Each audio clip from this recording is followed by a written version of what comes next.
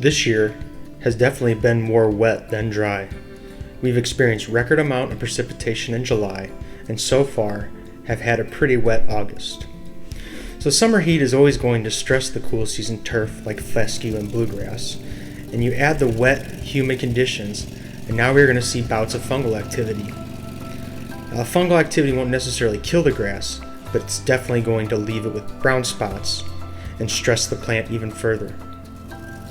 There is the option to apply fungicides to the lawn, but the application has to be done as a preventative measure starting in May every 14 to 28 days, or as long as the weather conditions are conducive for the fungal activity.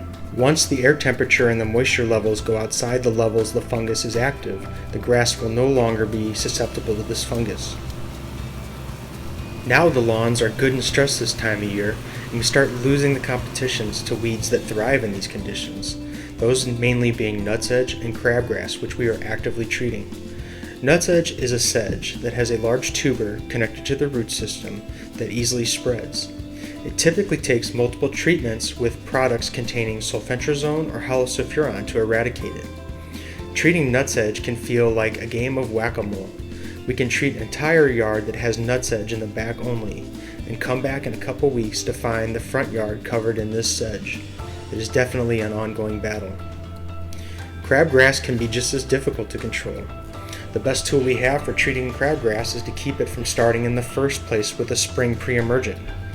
The pre-emergent creates a barrier in the soil that prevents crabgrass from emerging, but again, with the extremely wet year we've had, that barrier gets broken down a lot easier and leaves us susceptible to crabgrass this time of year. If not prevented early, it's not until mid to late August that crabgrass can be effectively controlled with products like quinclorac. It is important to know, getting on a regularly scheduled maintenance program can help keep your lawn looking good and, more importantly, healthy.